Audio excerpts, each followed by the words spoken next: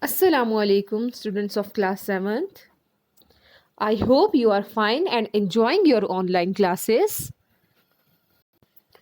Today, our topic is total internal reflection.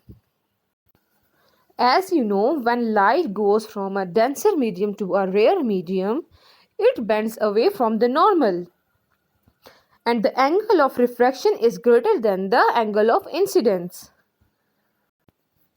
When the angle of refraction is greater than 90 degree, we get critical angle, denoted by C. In this case, the angle of incidence is equal to the critical angle. In this case, when the angle of incidence is greater than the critical angle, the refracted ray does not enter in the rare medium. Rather, it is reflected in the same medium. This is what we call total internal reflection.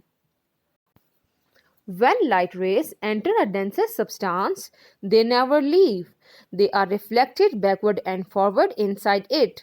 This is called total internal reflection. Many optical instruments use principle of total internal reflection, like optical fibers, prism periscope, and binocular. Periscope viewed objects that are higher or lower to our eyes.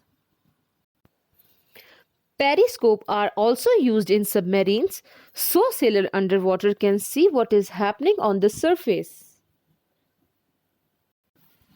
In periscope, prisms are fitted into each wall of the tube. First prism hit the ray of light at 45 degree, which is greater than the critical angle of the glass, and leaves the first prism at 45 degree and strikes to the second prism at the angle of 45 degree and enters to the viewer eyes. Here form an total internal reflection. In both prism, fiber optic cables are very thin flexible glass rod. Fiber optics are used to allow surgeons look inside the human body. The light rays hit the inside surface of the wall of the fiber optic at an angle greater than the critical angle. Due to this, light rays reflect in the same medium. Here the angle of incidence is greater than the critical angle, and here's form an total internal reflection.